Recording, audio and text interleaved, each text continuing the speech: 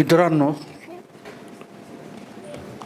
पहिली गोष्ट म्हणजे ज्येष्ठ पत्रकार वगैरे खोटं असतं सगळं.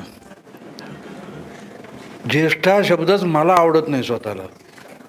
याचं कारण असं आहे की हा कोणी जो आणून गणपती समोर ठेवला आहे तो काहीतरी महान आहे हे भासवायचं असतं म्हणून ज्येष्ठ. कारण मी बेकार आहे सांगायचं नसतं.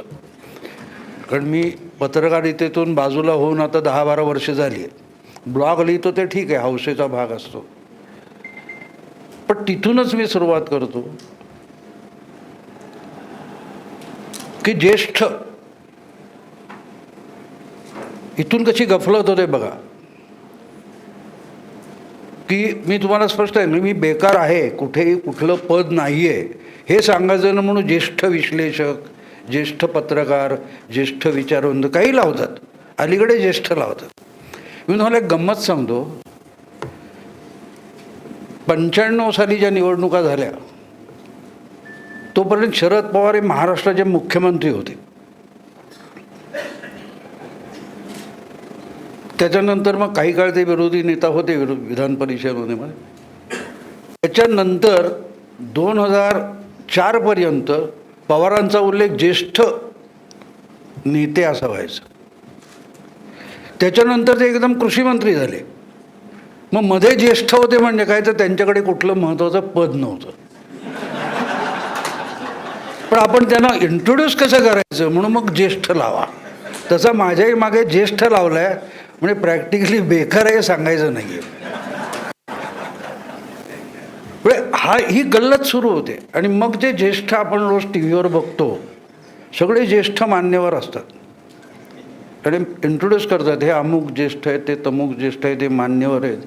आणि मग त्या चर्चा बघून बघून मी त्याच्यात सहभागी झालो काही काळ. मग कंटाळा आला मला, पण माझ्या लक्षात आलं हळूहळू मी खरंच ज्येष्ठ होत चाललो आहे. आणि ज्येष्ठ असण्याचा अर्थ असा व्हायला लागला की ज्या अर्थी तुला काही कळत नाही त्या अर्थी तू ज्येष्ठ आहेस. एक ज्येष्ठ या शब्दाची गोष्ट तुम्हाला सांगेन. आमच्यासारखाच एक ज्येष्ठ रिटायर झालेला गृहस्थ होता, अनुभवी जगातले घेऊन, साधारण 70च्या आसपासचा. रिटायर झाल्यावर करायचं काय म्हणून संध्याकाळच्या सुमाराला तो चौपाटीवर जाऊन बसायचा. आराम खुर्ची टाकून घेऊन जायचा, आराम खुर्ची टाकायचा, बसायचा, त्या लाटा येताना बघायचा, सूर्य मावळताना बघायचा. रेग्युलर त्याचं असं एक संध्याकाळचं काम ठरलेलं होतं. काही दिवस त्याने निरीक्षण केल्यावर त्याच्या एक गोष्ट लक्षात आली की तिथे एक छोटा मुलगा यायचा 5-7 वर्षाचा. आणि तो संध्याकाळच्या त्या ओहोटीच्या वेळेला जेव्हा पाणी मागे मागे मागे समुद्राचं जातं तिथे तो मुलगा ते पाणी मागे जाईल त्याला शक्य होईल तितकं त्या पाण्याबरोबर मागे जायचा. आणि ते ओहोटीबरोबर भरतीबरोबर आलेलं जे पाणी असतं त्याच्याबरोबर आलेले छोटे छोटे मासे शिंपले असतात ते त्या थोड्या खड्ड्यात अडकले ते पाण्याबरोबर मागे जात नाही, ते फडफडतात आणि मरतात. तर हा मुलगा रोज येऊन काय करायचा, ते मासे उचलायचं आणि पुढच्या पाण्यात टाकायचं की जा बाबा तुझ्या घरी जा, तू मरू नकोस. हे ते वृद्ध गृहस्थ तिथे बसून बघायचे. त्यांना गंमत वाटली, हा मुलगा रोज हे का करतो. शेवटी त्यांची उत्सुकता इतकी वाढली की त्याने एक दिवशी त्याला बोलवलं. तर म्हणाले हे तू काय करतोस. तो म्हण नाही, ते बिचारे अडकले की मरतील ना म्हणून मी त्याला पाण्यात सोडतो आणि जा म्हणतो, वाचतात म्हणलं, नाही तर मरतील ते ना. आता ते वृद्ध अनुभवी गृहस्थ आहेत, विद्वान आहेत, ज्येष्ठ आहेत. त्यामुळे ते हसतात आणि म्हणतात मुला लहान आहेस अजून, तुला माहिती आहे जगात किती समुद्र आहेत, त्यांची किनारपट्टी किती लांब आहे, तिथेही भरत्या ओहोट्या येतात आणि असे लाखो कोट्यवधी प्राणी मासे रोज मरतात. तू हे 4-10 मासे पलीकडे टाकून काय होणार आहे. काही जगात फरक पडत नाही. तू हे 4-10-15-25 मासे रोज टाकतोस, कदाचित तू आतापर्यंत 1000-2000 मासे टाकले असेल, जगाला काय फरक पडला आहे. तो म्हणाला आजोबा खरं आहे, मी लहान आहे, मला अनुभव नाही. पण एक गोष्ट सांगू आजोबा, जगाला नाही फरक पडत पण त्या 5-25 माशांना खूप मोठा फरक पडतो. आणि मी तेवढाच फरक पडावा म्हणून काम करतो. मला वेळ आहे, संध्याकाळी फिरायला येतो, तर गंमत म्हणून आपण त्याला वाचवतो. म्हणजे त्यांच्या आयुष्यात फार मोठा फरक पडतो. 5-7 वर्षाचा मुलगा आहे. मित्रांनो, हा 5-7 वर्षाचा मुलगा जो तिथे आहे त्याच्यावर एक शून्य ठेवा, त्याचं नाव नरेंद्र मोदी आहे. तो देशाचा पंतप्रधान बनून बसला. ही जी अशी सेमिनार आपण भरवतो ना, ही 70 वर्ष चालू आहेत. फरक का पडत नव्हता? तो फरक या देशातल्या बुद्धिमंतांना, विद्वानांना का कळत नव्हता 23 मे पर्यंत? कारण सेमिनार चालले होते, डेटा गोळा केला जात होता. मार्क ट्वेनचं ते वाक्य मगाशी कोणीतरी सांगितलं की एक साधं खोटं असतं, एक धडधडीत खोटं असतं, आणि सगळ्यात डेंजरस स्टॅटिस्टिक्स असतं, डेटा. समोरचा माणूस आला. माझ्या एका मित्राची गोष्ट सांगेन, मोठं नाव आहे, नाव सांगणार नाही. एका माझ्याबरोबरचा पत्रकार मित्र होता कॉलेजपासूनचा, पुढे एका मोठ्या साप्ताहिकाचा संपादक झाला तो. 78 सालची गोष्ट आहे. त्याचं लग्न नुकतंच झालं होतं आणि एक दिवशी त्याचा अचानक फोन आला, अरे भावड्या यार, वांगं काय टेस्टी असतं रे. मी हैराण झालो, हे काय नवीन सांगतोय. म्हटलं वांगं टेस्टी असं म्हणून माहिती आहे मला. यार मला माहीत नव्हतं. म्हटलं का माहीत नव्हतं? मी कधी वांगं खात नव्हतो.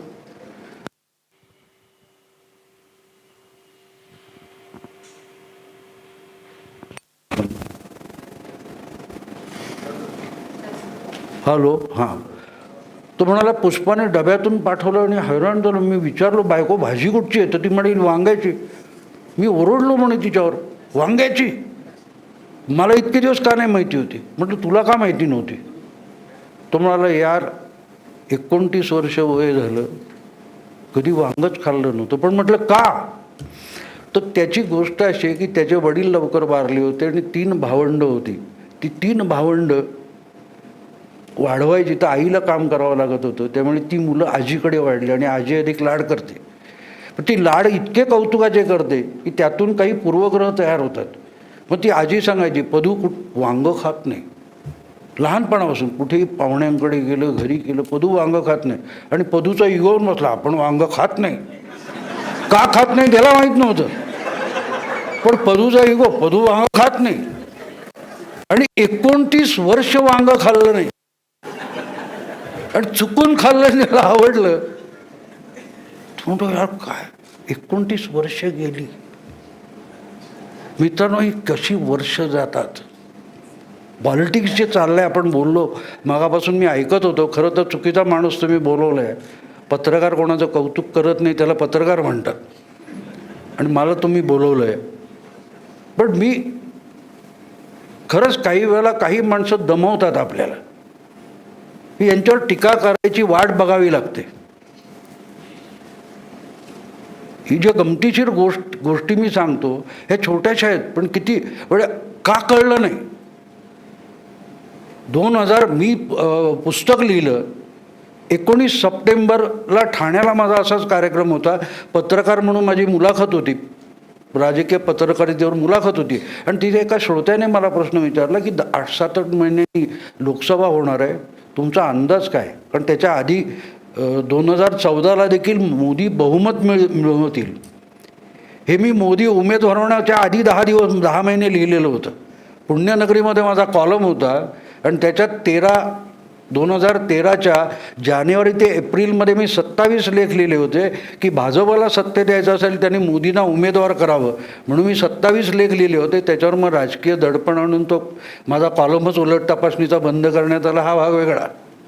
आज सगळे गळचिपीच्या गोष्टी बोलतात, तो वेगळा विषय आहे. पण त्याचं मग ज्यावेळेला मोदी उमेदवार झाले तेव्हा त्याचं पुस्तक झालं. 6 डिसेंबर 13ला देवेंद्रंच्याच हस्ते पुण्यामध्ये त्याचं प्रकाशन झालं. आणि आता खरं सांगायला हरकत नाही की जेव्हा अशा प्रकाशनाच्या कार्यक्रमाच्या आधी आम्ही बसलो होतो तेव्हा माधव भंडारे आणि देवेंद्र मला म्हणाले, आमच्या पक्षापेक्षा तुम्हालाच बहुमताची गॅरंटी आहे. तर म्हटलं नाही, माझा राजकीय असेसमेंट आहे मी पक्षाचा नाही आहे. तुम्हाला ते व्हावं असं वाटतं आणि नाही झालं तर याची भीती आहे, धाकधूक आहे. मला नाही आहे. मी सांगेन की माझी चूक झाली, माझं पॉलिटिकल असेसमेंट चुकलं, कबूल करायला मला लाज वाटणार नाही. पण तुमच्या मनात ते आहे ना व्हावं, आणि नाही झालं तर. मानसिंग पवार बोलले तर उद्या होणारे कदाचित असतं, बरोबर आहे. पण मी जो अभ्यास केला होता तो अनेकांना खटकत होता. मला गंमत अशी वाटली की मला तेव्हा सगळ्या पत्रकारांनी मित्रांनी वेड्यात काढलं होतं. कुठून काढलं बहुमत तू? सेफॉलॉजी पण समजून घ्यावी लागते. मला कुठून कळलं होतं? तर मी सोपं गणित मांडलं होतं की निवडणूक लढायची आणि जिंकायची असेल तर लढण्याच्या जागा किती आहेत बघाव्या लागतात. कारण तुमच्या जिंकायच्या जागा लढण्यातून येतात. नाही तर केजरीवाल देखील 430 जागा उभ्या करतात, 211 जागी डिपॉझिट जातं. त्याला निवडणूक लढवणं म्हणत नाहीत. लढवणं याचा अर्थ तुम्ही ज्या जागा लढवता त्या जिंकण्याच्या जिद्दीने लढवता. तर तशा जागा त्यावेळेला 2013मध्ये मी जो जवळजवळ 1967 पासूनच्या निवडणुकांचा आकड्यांचा अभ्यास आहे माझा, आणि तो जेव्हा मी केला होता तेव्हा माझ्या डोक्यात आलं होतं की 232 जागा अशा आहेत की भाजप लढली तर जिंकू शकते. आता त्याच्यात मोदीसारखा लोकप्रिय नेता समोर आहे, हा एक पार्ट होता. आणि दुसरा पार्ट होता की होतं ते सरकार कधी एकदा जाईल यासाठी ते निगेटिव्ह वोट होतं की एकदा गेलं पाहिजे. परिस्थिती तेव्हाची लक्षात घ्या की तुम्हाला दिसत होतं 2011-12 तुम्ही डोळ्यासमोर आणा की विरोधी पक्ष आज डम झाला म्हणतात, पण विरोधी पक्ष तेव्हा किती अडवाणी काही करत नव्हते. विरोधी पक्षाची भूमिका अण्णा हजारे आणि रामदेव बाबांना चालवावी लागत होती. त्यांना रिस्पॉन्स मिळत होता. म्हणजे मतदार किती ते सरकार घालवायला तयार होता हे दिसत होतं, आम्ही बघायला तयार नव्हतो. हे माझं तेव्हा मत होतं. आज हे देशातल्या सर्वोच्च संपादक शेखर गुप्ताचं मत आहे. त्यांनी 2019चे निकाल लागल्यावरचा तुमचा तो असंच सेमिनार होतं, योगेंद्र यादव वगैरे, त्याचा व्हिडिओ उपलब्ध आहे बघा. शेखर गुप्ता त्याच्यात सांगतात दिसत होतं, आम्ही बघायला तयार नव्हतो. आणि मी एकच पत्रकार असा अख्ख्या देशातला आहे की मी 300 जागा मिळतील हे त्या 19 सप्टेंबरला ठाण्याच्या गणेशोत्सवात दिलेलं उत्तर आहे. आमचे दिलीप महाजन प्रकाशक तिथे बसले होते पहिल्या पुस्तकाचे. ते नंतर मला म्हणाले हो असं असेल तर आपण पुन्हा मोदीच का काढू, कारण पहिल्या पुस्तकाचं नाव मोदीच का होतं. म्हटलं लिहू. आणि मी क्रमवारीने त्याचं सगळं लिहिलेलं आहे कसं होईल. पण मला अशी गंमत वाटते की आम्ही इतके डम झालेलो आहोत. विचार करण्याची प्रक्रिया इतकी थंडावलेली आहे की कुठल्याही पत्रकाराला असं वाटलं नाही. मुंबईतल्या मित्र आहेत माझे, बाबा तू मूर्ख आहेस मला म्हणा, पण तुझा मूर्खपणा जरा समजावून सांग. नाही, माझ्या पुस्तकाच्या 3 महिन्यामध्ये 5 आवृत्त्या निघाल्या. पण एकाला नंतर जेव्हा साधारणतः एक्झिट पोल वगैरे त्याच्या आधी थोडे सर्वे आले, त्याच्यानंतर अनेक जण माझ्या मागे लागले. आणि मग त्यावेळेला चॅनेलच्या मराठीतल्या सगळ्या चॅनेलने मला बोलवलं होतं. म्हणून मी अजिबात आता येणार नाही, कारण तुम्ही पत्रकारच नाही, तुमच्याशी मी बोलू कशाला. कारण पत्रकाराला कुतूहल असलं पाहिजे की हा एक पागल माणूस 300 कुठून धरून बसलाय. आणि तुम्हाला खरं सांगतो मित्रांनो, मी 27 व्याख्यानं दिली आणि ज्या दिवशी एक्झिट पोल आले त्या दिवशी मी आजारी पडलो. कारण एक्झिट पोल जेव्हा बघितले तेव्हा मला जागा कोण किती दाखवतो याच्यात इंटरेस्ट नव्हता, मला टक्केवारीमध्ये इंटरेस्ट होता. मला अपेक्षित होतं की साधारण 35 ते 40% दरम्यान BJPला मतं मिळतील आणि ते 37-38चा आकडा दाखवत होते. मी म्हटलं 300 क्रॉस झाला. हे मी एक्झिट पोल 19 मेला. पण जर आधी कोणाला वाटलं नसेल तर नंतर मी गेलो नाही, कारण त्या जाण्यात अर्थच नसतो. जी काय पोपटपंची चालते चॅनेलवर, आपण रोज सांगितलं ना मगाशी मान्यवर असतात, एका चॅनेलवर महाराष्ट्र सरकारच्या बजेटवर चर्चा होती. आणि त्या बजेटवरच्या चर्चेमध्ये शेवटी मी त्याला वारंवार हात दाखवत होतो शेवटी त्या अँकरने जवळजवळ अर्धा तास गेल्यावर मला विचारलं, हां भाऊ तुम्ही आत्ता बोला. म्हटलं मला बोलायचं काहीच नाही, मला फक्त विषय विचारायचा आहे, चर्चेचा विषय काय आहे.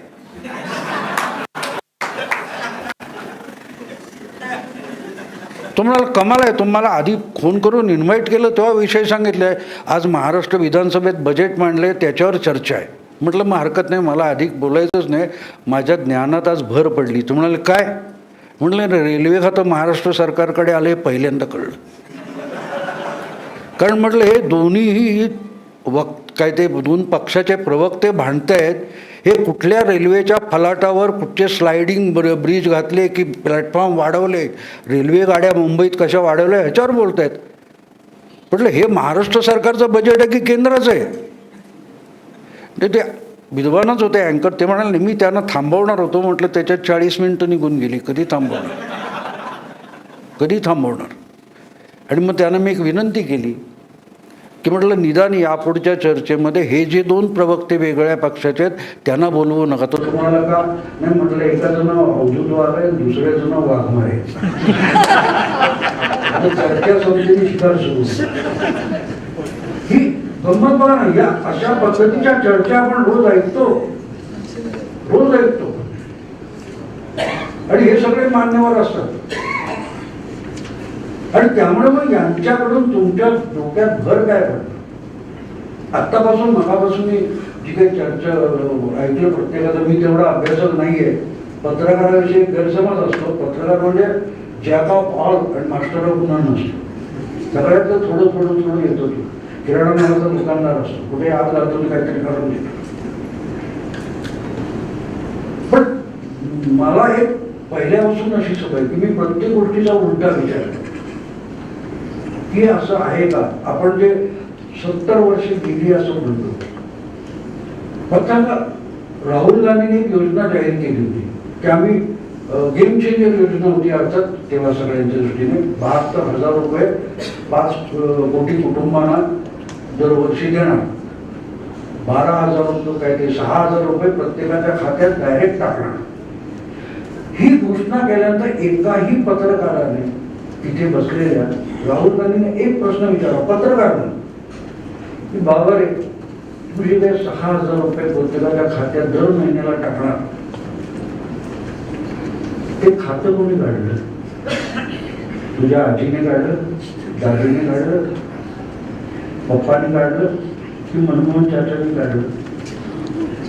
यापैकी कोणी काढले का तुझ्या डायरेक्ट खात्यामध्ये टाकणार? तो झिरो बॅलन्स अकाउंट कोणी काढला? तो नरेंद्र मोदीने काढला ना. मग किमान एक काम मोदींनी केलं एवढं तर मान्य करा. आणि ती सुद्धा किती दूरदृष्टी आहे की कदाचित 2024-2029 मध्ये राहुल गांधी कधीतरी पंतप्रधान होणार, त्यांना खात्यात पैसे टाकता आले पाहिजे.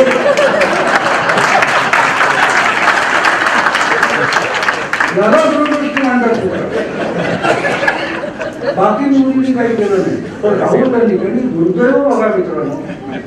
तुम्ही या देशाच्या सगळ्या चळवळी जेव्हा बघता, लढे बघता, समस्या काय म्हणतात का तुम्हाला देशाची?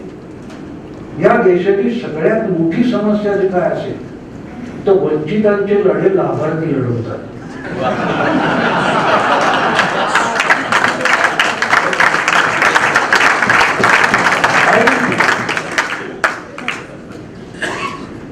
370 कडे बघताय, लढत कोण होते? सगळे लाभार्थी. जे हुरियतवाले आहेत त्यांची पोरं परदेशात शिकतात आणि त्यांना सुद्धा सरकारी संरक्षण आणि सरकारी खर्च मिळालेला. या देशातले सगळ्यात जास्त वंचित चंद्रपूर गडचिरोलीला राहतात. नक्षलवादी माओवादी सांगतात मतदानाला गेल्यात गोळ्या घालू, जीव धोक्यात घालून ती माणसं 5-5, 7-7 किलोमीटर चालत येऊन मतदान करतात. 90, 92, 93% मतदान होतं. काय मिळालं त्यांना 70 वर्ष? काही मिळालंय? नाही. सगळ्यात वंचित मतदार तिथला आहे. 90-93% मतदान होतं. आणि टी व्हीवर बसून आमचे मान्यवर पण बोलतात, शोभाडे, लोकशाही कशी बुडाली. Cup parade, Peddar road, Malabar hill, मतदान 28%. फरक लक्षात घेतला. प्रॉब्लेम समजून घ्या मित्रांनो. 70 वर्षात या देशामध्ये ज्यांनी प्रॉब्लेम, ज्यांच्या आयुष्यात समस्या नाहीत त्यांनी समस्या सोडवाव्यात ही अपेक्षा आहे आपली. ही आपली झालेली पहिली चूक आहे.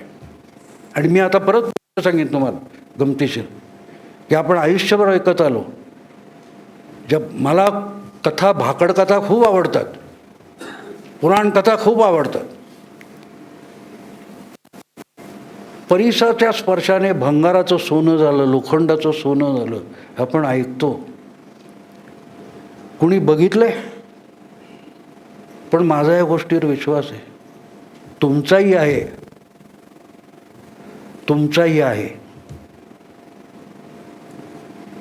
कारण 70 वर्षात तुम्ही भंगाराचं सोनं होताना बघितलेलं आहे. प्रत्येक निवडणुकीनंतर 5 वर्षात एखादा नवा माणूस काय सोनं झालं याचं जायला बोलता ना. त्याचं सोनं करणारा परीस कोण असतो, त्याचं भंगार होतं.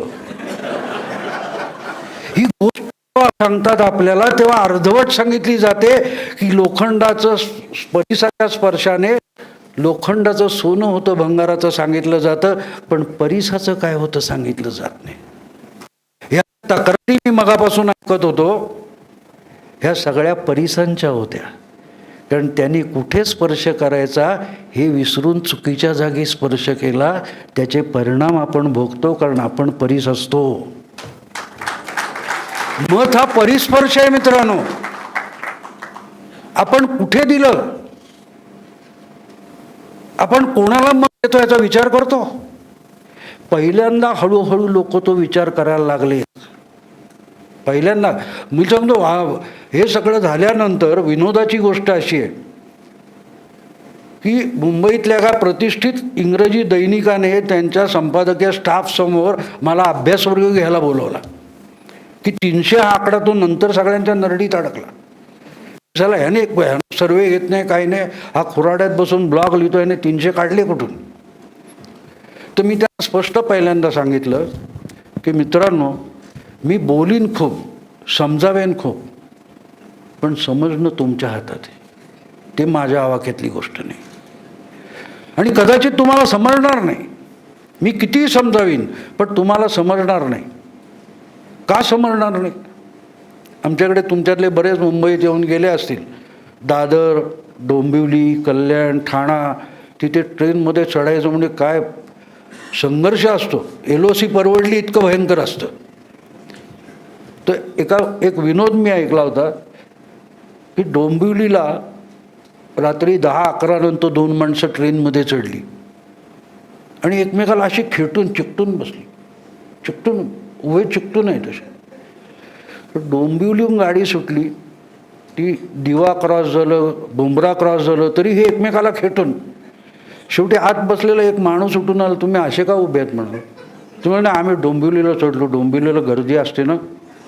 अरे आज झोपायला बाकावर जागा आहे म्हणाला. तो म्हणाला काय सांगता, मग ते बाजूला झाली. याला मान्यवर म्हणतात मित्रांनो. त्यांना समोर असलेलं दिसत नाही. शेखर गुप्ता पण सांगतात मी डोंबिवलीत चढलो. कळलं? आणि आपण यांच्याकडून समस्या सोडवण्याची अपेक्षा करतो. 370 म्हणजे काय होतं? या किती लोकांच्या डोक्यात आलं 370 म्हणजे काय आहे ते? आतून कडी घातली आणि बोंबलत बसलोय, दार कसं उघडणार, दार कसं उघडणार, दार कसं उघडणार. अरे आम्हीच 370 आम्हीच टाकू शकतो ना. आणि आता गंमत बघा की काम होतं ते कळलं पाहिजे. मी तुम्हाला दाखवू शकतो, बघणं तुमच्या हातात आहे मित्रांनो. बघणं आपल्या आपल्या हाती असतं. सूर्य उगवून उपयोग नसतो,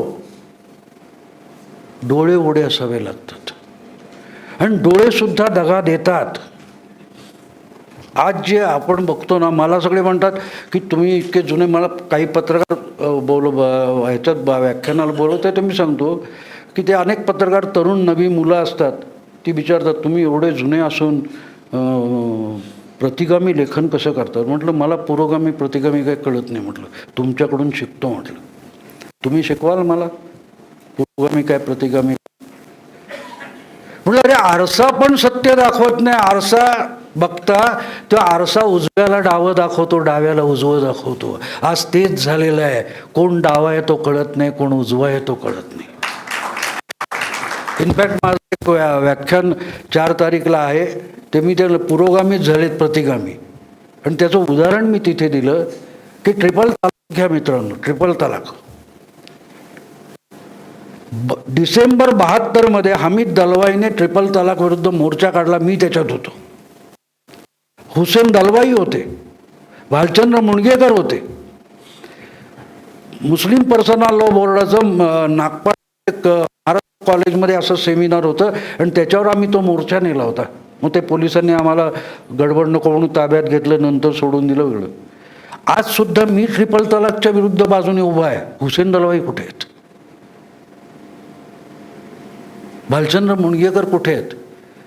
मग प्रश्न असा येतो की तेव्हा ते पुरोगामी होते की आज प्रतिगामी आहेत? तुम्ही व्याख्या बदलून टाकता. पुरोगामी हा शब्द फार चांगला आहे आणि व्याख्याना आपल्या लेखात लिहिलेलं आहे पुरोगामीची व्याख्या. जो पुढे बघतो तो पुरोगामी, पुढे बघतो तो पुरोगामी. मोहन भागवत पण पुढे बघायला लागले. म्हणाले गोळवलकर गुरुजी काही विचार आता बाह्य झालेले बोलले ना, पण कुमार सप्तर्षी मागे बघून गोळवलकरांचे जुनेच विचार सांगतात. मग पुरोगामी कोण आहे सांगा मला? मोहन भागवत की कुमार सप्तर्षी? गल्लत कुठे होते आपण समजून घेतलं पाहिजे. आपल्याला दिसत सगळं असतं मित्रांनो. 5 वर्ष पहिली 5 वर्ष मोदींनी इन्फ्रास्ट्रक्चर उभं केलं 370 काढायचं. तेव्हा त्यांना आम्ही येणार आहे म्हणून चिडवत होतो. एक देश आज पाकिस्तानच्या बाजूने उभा राहिला नाही. का उभा राहिला नाही काही देश? गंमत म्हणून नाही. 70-80 देशांचे दौरे केले या माणसाने. काय पोरवाळू घेऊन गोट्या खेळायला गेला माणूस? विचार कराल की नाही हा माणूस का जातोय, काय बोलतोय? भारताची बदललेली भूमिका शपथविधीपासून 2014च्या बघा तुम्ही. मला तेव्हा विचारलं होतं अनेकांनी की झालं तुझ्या म्हणण्याप्रमाणे खरं झालं, पुढे काय? म्हटलं he will be world leader नाव. आज तो झाला वर्ल्ड लीडर. हे बघण्याची दृष्टी तुम्हाला दिसत सगळं असतं, आपण बघत नसतो. दिसत सगळं असतं. एक तुम्हाला सांगतो, पुलवामाचा हल्ला झाला त्या दिवशी संध्याकाळी माझ्या पुस्तकाच्या 2ऱ्या आवृत्तीचं लातूरला प्रकाशन होतं. म्हणून मी संध्याकाळी निघालो, पण मला त्याच्यात उशीर झाला. पहाटे मी ते मिलिंद पाटील म्हणून होते उस्मानाबादला, त्यांच्याकडे आम्ही मुक्काम केला होता. सकाळी पहाटे पोचलो, झोप काढली, उठलो तर लोकसत्ता आला होता. लोकसत्तामध्ये पुलवामाची बातमी वाचून काढली पहिली. आंघोळीला गेलो, चहा वगैरे पिऊन आंघोळ वगैरे करून आलो आणि नाश्त्याची टेबलवर आम्ही बसणार होतो. एवढ्या दिव्य मराठी नावाचा पेपर येऊन टिपयावर पडलेला बघितला. मी बघितलं आणि मला खटकलं एकदम. तो उचलला, मी वाचला नाही बातमी. त्याचं सब हेडिंग होतं, लष्कराच्या ताफ्यामध्ये ट्रक घुसला. अरे मला गडबड वाटली. म्हणून परत लोकसत्ता घेऊन बातमी वाचली तर त्याच्यात कार घुसली होती, याच्यात ट्रक घुसला. गंमत कशी असते बघा की ना दिव्य मराठीचा ना लोकसत्तेचा पुलवामाला रिपोर्टर गेलेला होता. एकाच UNI किंवा PTI कडून आलेली बातमी होती. ती ट्रान्सलेट करताना ट्रान्सफॉर्म झाली, कारचा ट्रक झाला. आणि हे ट्रान्सलेशन करताना ट्रान्सफॉर्म करणारे आहेत ते मोदी कसा चुकतो ह्याच्यावर चर्चा करतात. काय गंमत आहे. मी 99 साली जेव्हा पहिल्यांदा अमेरिकेला जाऊन आलो तेव्हा आमचे कॉलेजचे प्राचार्य होते. ते माझी बायकोही स्कॉलर होती आहे, त्यामुळे तिचे कौतुकाचे सगळे होते. आणि मी उडण टप्पू होतो त्या काळापासून असाच. तर ते तुमचे सर होते, तर तिने सांगितलं काय काय, ते म्हणून तुझ्याकडून नाही, मला भाऊकडून अमेरिका ऐकायची. तर तिने मला विचारलं की काय तुला फरक वाटला रे. म्हटलं अमेरिकेत आणि आपल्यात एकच फरक आहे. म्हटलं अमेरिकेत एकच शहाणा माणूस असतो, त्याला अध्यक्ष करतात, आणि आपल्याकडे एकच बेअक्कल माणूस असतो, त्याला पंतप्रधान करतात. कारण टपरीवर कटिंग चहाचा 5 रुपयाचा 2 रुपयाचा घेऊन आम्ही म्हणतो नाही, वाजपेयीने असं नाही करना चाहिए था. अरे कुठलंही तुम्ही कुठल्या लेव्हलवर आणून ठेवले, कसली चर्चा करताय, आणि त्यामुळे कळत नाही मित्रांनो. आजही माझं फेसबुक उघडून बघा, पुलवामा नंतर 19 फेब्रुवारीला मी पोस्ट टाकली होती, ही आता सर्जिकल स्ट्राईक होणार नाही, आताचा प्रतिहल्ला हा POKमध्ये नसेल, तो प्रॉपर पाकभूमीत असेल. 19 फेब्रुवारीची माझी पोस्ट आहे बघा.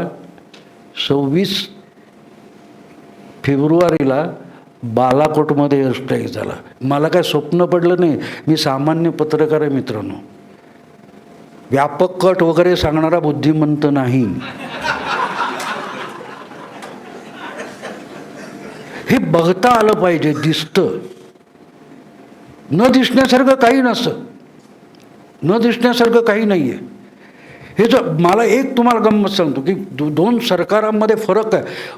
मी दिवाळीला मी मुंबईत राहत नाही, फटाक्याचा धूर असतो, माझ्या बायकोला दम्याचा त्रास आहे, आम्ही मुंबईबाहेर जातो. गेल्या नोव्हेंबरमध्ये आम्ही दिवाळीसाठी आसामला गेलो होतो, आणि मी तिथे जोरहाट, गुवाहाटी ते जोरहाट जात असताना मी कंटाळलो होतो, आणि तिला म्हटलं आज काय मी हॉटेलमध्ये खाणार नाही, हे टपरीवर काय मिळतं ते मला खायचं आहे. म्हणून तिथे थांबलो. एक सायकिया नावाचं जोडपं होतं आणि 2 मुलं त्यांची. अशी ती आपल्याकडे वडापावची गाडी वगैरे असते तशीच गाडी हायवेवर कडेला होती, आणि हायवेचं बांधकाम चालू होतं. तर आम्ही तिथे थांबून तो दाल चावल काय देतो ते खाल्लं, आणि मी तिथे बोललो. इतका खुश मला तो.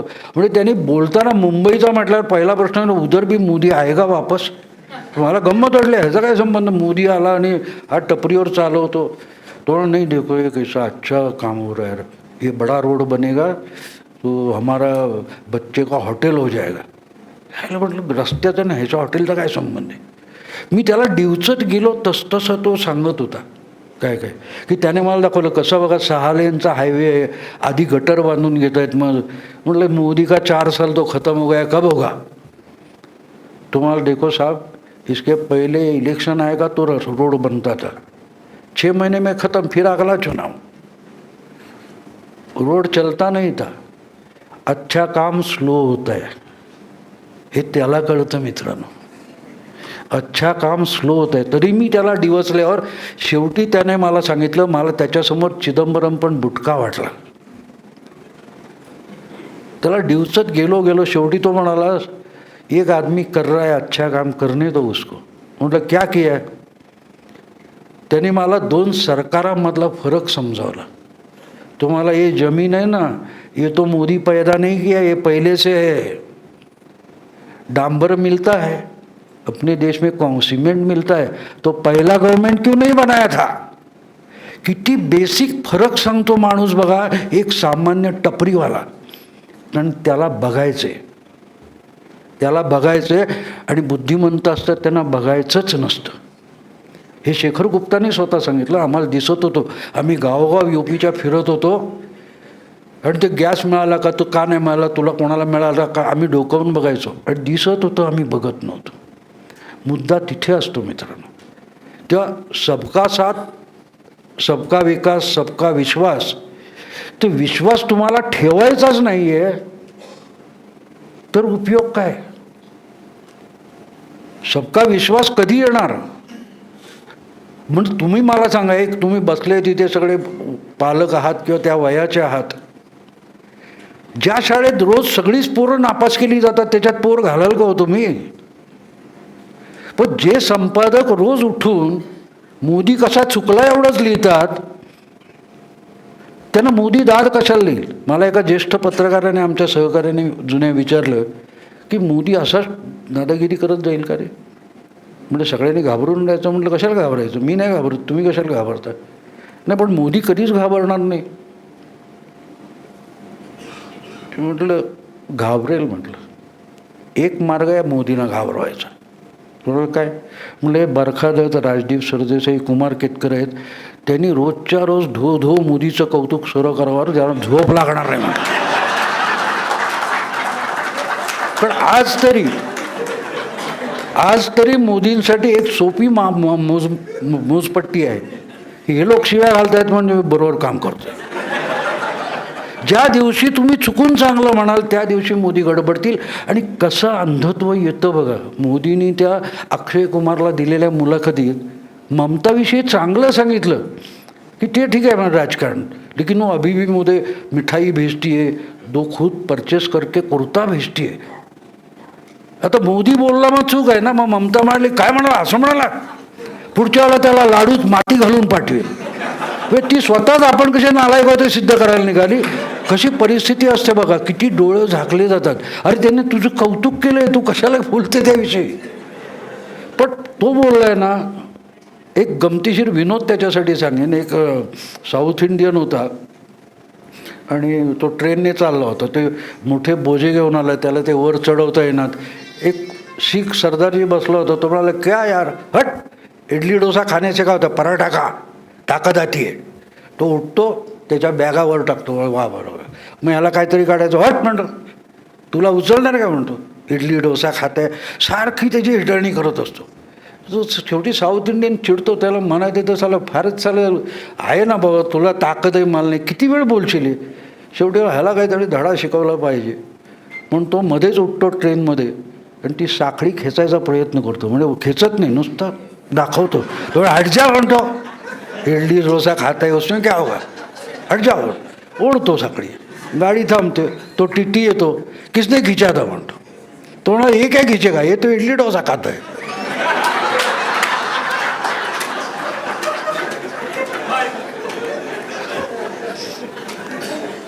हा मोदी असतो. तो 5 वर्ष मोदी म्हणजे काय हेच समजलेलं आणि त्याच्यावर ते रोज लढतायत. असं नाही हरवता येत मित्रांनो. तुम्हाला ज्याला हरवायचं असतं त्याच्यासाठी तुम्हाला त्याला समजून घ्यावं लागतं. यांनी 5 वर्षात त्या माणसाला समजूनच घेतलेलं नाही. म्हणजे तुम्ही ऐकले असं वेडा बनून पेढा खातो वगैरे आपण बोलतो. पण हा पहिला माणूस बघितला वेडा बनून पेढा खिलवतो. केशूबाईंना पण खिलवला. 2012 केशूबाईंना पेढा खिलवला ना सगळ्यात पहिल्यांदा जाऊन. हरवलं कोणाला होतं. तर समजून घ्या. आणि समजावणारे खूप असतात माणसं मित्र. आपण समजून घ्यायला तयार पाहिजे. मला आठवतं की मोदी जेव्हा उमेदवार झाले तेव्हा अशोक सिंगलची मुलाखत त्या राहुल कंवलने घेतली होती. तो मोदी का वाजपेयी होगा क्या वगैरे असं काय काही विचारलं होतं. तर अशोक सिंगलने एक असं उत्तर दिलं की मला खटकलं, मला ते कळलं नाही. पण कळलं नाही की तो विषय माझ्या डोक्यात घुटमळत राहतो. तो नाही नाही वाजपेयी नाही होगी. तो ना क्यों नाही होगी. तर त्यांनी सांगितलं की वाजपेयींची मोदी हा वाजपेयींसारखा लोकप्रिय नाही, तो नेहरूंसारखा लोकप्रिय आहे. मला गंमत वाटलं हे काय उत्तर झालं. अर्थात ते राहुल कंवलला तेव्हा काय कळलं नाही, मलाही कळलं नाही. पण डोकं चालवत गेलो. म्हटलं ह्याचा अर्थ काय होतो. वाजपेयीमुळे मतं मिळतात असं नाही, नेहरू मतं मिळवायचे नाही होते. वाजपेयी ल्युटियन्स दिल्लीमध्ये लोकप्रिय होते. मोदी ल्युटियन्स दिल्लीमध्ये लोकप्रिय नव्हते. आणि मी गेल्या वेळेला लिहिलेल्या पुस्तकाचा पण पहिला भाग जेव्हा त्या लेखमालेचं पुस्तक करायचं झालं त्यावेळेला मी मुद्दाम एक लेख त्याच्यासाठी नवा लिहिला होता. तो लेख होता असाबियाचा आधुनिक अवतार. हा तुम्हाला आज सांगणं का अगत्याचं आहे. असाबिया म्हणजे इब्न खालदून नावाचा इतिहासकार होऊन गेला. त्याने 14व्या शतकात मुकदिमा नावाचं पुस्तक लिहिले आणि इतिहास लिहिण्याचा ढाचा त्याने बदलला. तर तो असं म्हणतो की एखादी कर्तृत्ववान पिढी असते जी साम्राज्य उभी करते, राज्य उभं करते, सत्ता निर्माण करते. तिची तिसरी किंवा चौथी पिढी तेच साम्राज्य धुळीला मिळवते. हे समजून घेण्यासारखं आहे की बाबरानंतरचे जे येतात तो तोंडाला अरब, आणि त्यांनी ती थिअरी अरबांसाठी मांडलेली की अरब का टिकून राहिले तितकी वर्ष. तर तिथे सख्खा भाऊ थोरला मुलगा वगैरे नसतं. मनगटाच्या बळावर सख्ख्या भावाची पण मुंडी उडवून तो राजा होतो ज्याच्या मनगटात ताकद असते. नसेल. आणि दुसरी गोष्ट स्थैर्य, सत्तेला स्थैर्य लागतं. राजकारण हे स्थैर्यावर चालतं. ब्रिटिशांना इथल्याच व्यापाऱ्यांनी फायनान्स केलं होतं, हे बाकीचे राजे संपवा, सुलतान संपवा, नवाब संपवा. का तर त्यांना व्यापार उदिमासाठी स्थैर्य हवं होतं. तर तिसरी पिढी का संपवते, तर पहिली जो बाबर आला किंवा जो कोण असतो फर्स्ट अमंग द इक्वल्स, तो त्यातला नेता असतो, पण त्यालाही लढावं लागतं. आणि जेव्हा राज्य मिळतं तेव्हा तो त्यांचा लीडर म्हणून राजा होतो. त्याचे सगळे सहकारी असतात, ते सरदार होतात. पण ते सरदार जेव्हा होतात त्याच्या राजा असण्यातून ते सरदार झालेला असतात. तो सगळ्यांना समान सन्मानाने वागवतो. त्याचा मुलगा ते बघत असतो, तो पुढच्या पिढीत तो राजा होतो, सुलतान होतो, पण तो त्या सरदारांना समान सन्मानाने वागवायचा प्रयत्न करतो. पण ते सगळे त्याच्यावर डिपेंडंट असतात. हा राजा आहे म्हणून मी सरदार आहे. कारण त्यापैकी कोणीही ते मिळवलेलं नसतं, लक्षात घ्या. पण त्याच्या नातवाने ते बघितलेलं नसतं. तो जो संस्थापक राजा आहे त्याच्या नातवाने ते बघितलेलं नसतं. आणि तेव्हा तो ऐकतो, माझा आजोबा पण लढला, त्याला जखमा झाल्या, काय मूर्ख माणूस होता, सैन्य पाठवायचं ना, आपण कशाला लढायचं. त्याला आजोबाच्या कर्तृत्वाची लाज वाटायला सुरुवात होते. तिथून त्या साम्राज्याचा ऱ्हास सुरू होतो. राष्ट्रवाद, देशाची एकात्मता हा काँग्रेसचा आत्मा होता. स्वातंत्र्याची चळवळ ही राष्ट्रवादाच्या पायावर झाली. आज राहुल गांधी तर त्यांची लाज वाटते. काँग्रेसचं काय झालं कळला? काँग्रेसचा ऱ्हास काय आहे तो,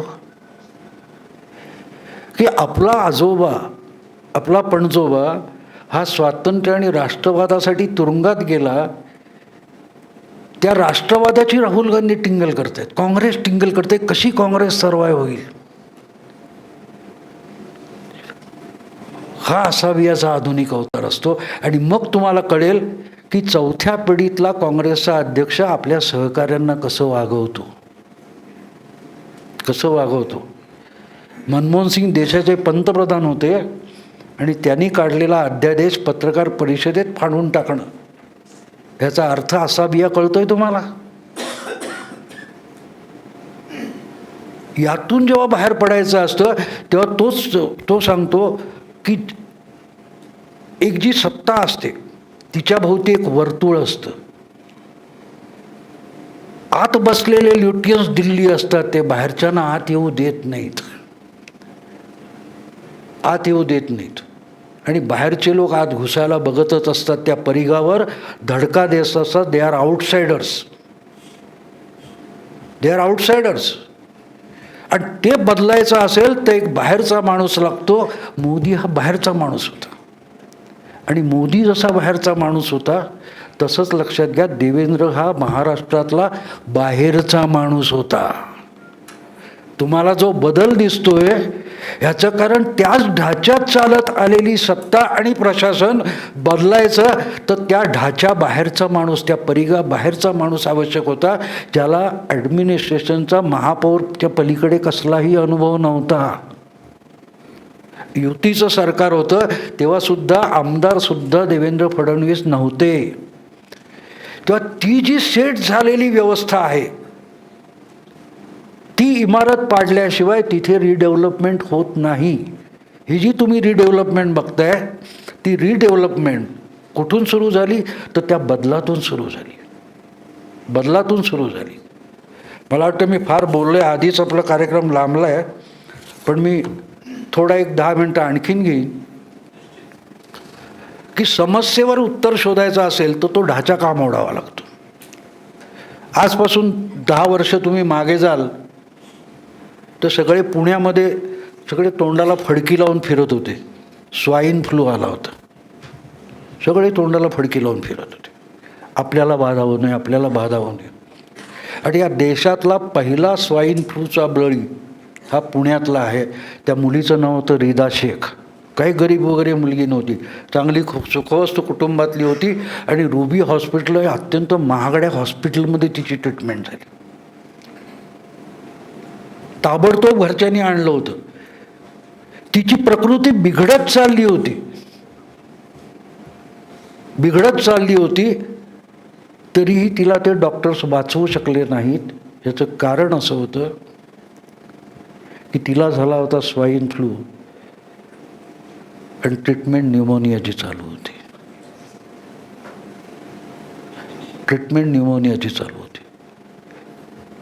त्या डॉक्टरनी काय चुकतं ही आपण ट्रीट करून देखील परिस्थिती का बिघडते याचा फेरविचार केला नाही. डॉक्टर चांगले होते, डॉक्टर वाईट नव्हते, पण ते जिथे अडले होते तिथून पुढे जाणं आवश्यक होतं. तिथून पुढे जाणं महाराष्ट्रासाठी सुद्धा आवश्यक होतं. कारण एक सेट झालेलं, हे पक्ष आहेत, हे नेते आहेत, हे ज्येष्ठ आहेत, त्याच्या पलीकडे जावं लागतं, पुढे जावं लागतं. आणि ती कोंडी फोडायची तर त्या समजुतीच्या बाहेर जाऊ शकणारा माणूस असावा लागतो. आणि ह्या बेसिक गोष्टी असतात. इन्फ्रास्ट्रक्चर म्हणजे काय असतं, बेसिक असतं. एक छोटीशी गोष्ट सांगून मी संपवीन की हे का होणार आहे. म्हणजे मी आता पुस्तक लिहिलेलं आहे त्याच्यावर विधानसभेवर सुद्धा, की युती 220 की भाजप 150 वगैरे असं पुस्तक लिहिलं आहे. कारण 220 जागे आरामात BJP येईल, युती येईल असं ते आहे. त्यामुळे निवडणुकीवर मी बोलणार नाही, कारण माझा तो अभ्यास हे आहे. पहिली गोष्ट म्हणजे ही निवडणूक कशासाठी आहे हे अजून अनेक विश्लेषकांच्या लक्षात आलं आहे. ही पहिली निवडणूक महाराष्ट्रात अशी आहे की सत्तेत कोण येणार आहे त्याच्यासाठी नाही आहे. ही निवडणूक पहिल्यांदा अशी होते की विरोधी पक्षात कोण बसणार आहे. कारण समोर लढायला कोण आहे तेच कळत नाही. म्हणजे मला कधी कधी मोदी किंवा देवेंद्र यांचं काही माझं भविष्य कळत नाही आणि माझा त्याच्यावर विश्वास नाही, पण तरी जे काय ग्रह आहेत ते तरी समजावा. पण यांना पाहिजे तसा समोरचा खेळाडू खेळतो. यापेक्षा काय असेल हो. तो कुठचा गोलमाल म्हणून अमोल पालेकरचा सिनेमा होता, त्याच्यात तो उत्पल दत्त कायम बुद्धिबळ खेळत असतो आणि तो इथून झाला की उठून तिकडे जाऊन बसतो आणि तिथून पण तोच खेळतो. कधी कधी मला असं वाटतं की हे असंच चाललंय की काय. पण अगदी आता पण बघा ना की त्याच्यावर वाद खूप झाला. ते ट्रम्प महोदय बोलले की मी मेडिटेशन करायला तयार आहे. यांची 56 इंची तो 66 इंची छाती बघून इम्रान खान परत आला आणि नाचला 4 दिवस. काय झालं, फुग्यासारखा फुटला. तर तुम्ही पाहिजे तसं जेव्हा वागता, मला गंमत वाटली. तुम्हाला एक मुद्दाम उदाहरण देईन मी, की मी 18 जून 18 ज्यावेळेला मुफ्ती मोहम्मद सईदनी राजीनामा दिला किंवा भाजपने आपले मंत्री काढून घेतले, ते काढून घेतले तेव्हा मी एका वर्तमानपत्राचा अग्रलेख लिहितो आणि मी अग्रलेख लिहिला होता त्याच्यावर. आणि आता मुफ्ती मेहबूबा ह्या भाजपला कशाबरोबर खेळवतील हे सगळं मी लिहिलं होतं. आणि तो मी ईमेल करायच्या आत तिने राजीनामा दिला. मी कपाळावर हात मारला, या बाईला अक्कल आहे की नाही. कारण 370 घालवण्यासाठी तो सगळ्यात महत्त्वाचा होता राजीनामा. कारण तिने राजीनामा दिला, तो जर दिला नसता तर राज्यपाल काढू शकत नव्हते. राज्यपाल काय करू शकत होते, 4 किंवा 5 दिवसात बहुमत परत सिद्ध कर. ओमर अब्दुल्लाच्या पाया पडून मेहबूबा मुफ्ती ते सरकार टिकवू शकत होती. आणि टिकवलं तर कारभार राज्यपालाकडे गेला नसता, पर्यायानं केंद्राकडे गेला नसता. मुद्दा असा असतो की मुफ्ती ही यांना पाहिजे तशी गेम खेळली. मला गंमत वाटली. आणि याचं कारण तुम्हाला सांगतो की ज्या दिवशी हे राजीनामे दिले गेले, एवढ्या चर्चा चालतात. त्या चर्चेत मलाही त्या दिवशी TVच्या चर्चा इंग्लिशपासून सगळ्या, मला गंमत वाटली कोणी याचा उल्लेख कसा, फक्त OICने केला. मला तो माणूस फार आवडतो, अतिशय बुद्धिमान आहे, शार्प मुद्दे काढून ओवायसी बोलतात. पटो न पटो बाजूला सोडून द्या, पण मुद्दा पकडणं तो माणूस माहीर आहे.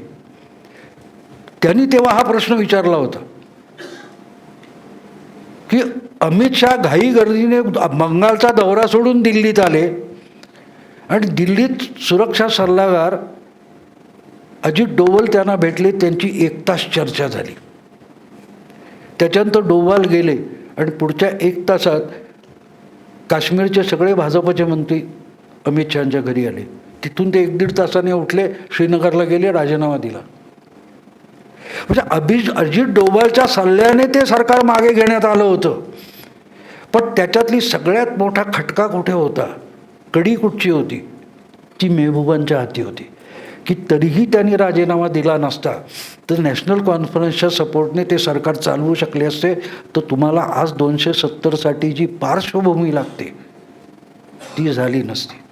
आणि म्हणून मी मोदींना नशीबवान मानतो की यांचे दुश्मन देखील त्यांना पाहिजे तसा गेम खेळतात. आता देखील बघा ना की ह्या सरकारविरुद्ध लढणार आहे कोण मला कळत नाही. तुम्ही मानसिंग पवारांनी एक छान मुद्दा मांडला की यांनी विरोधी नेते पण आपल्यात घेतले. शेवटी नाही, सुरुवातीलाच घेतले. पहिला विरोधी नेता त्या विधानसभेत कोण होता बघा, एकनाथ शिंदे होता. सुरुवातच विरोधी नेता आत घेऊन केली, शेवट पण विरोधी नेता आत घेऊन केली.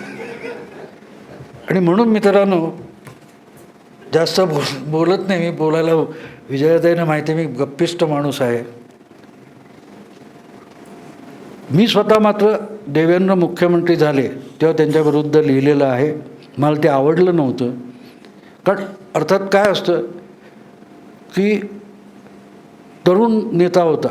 जसं जयप्रकाशांच्या आंदोलनामध्ये एक पिढी उभी राहिली नेत्यांची, आणि आज जे आपल्याला सगळे ज्येष्ठ नेते दिसतात ते त्यावेळचे तरुण होते. त्यातून जी एक तरुणांची पिढी उभी राहिली त्यांनी 30-35 वर्ष देशाला नेतृत्व दिलं. माझी अपेक्षा अशी होती की अण्णा हजारेंच्या आंदोलनातून असं होईल, काही होईल. पण ते काय केजरीवाल तयार झाला. आमच्याकडे मालवणी भाषेत केल्डवाल म्हणतात त्याला, माकडाला केल्डवाल म्हणतात.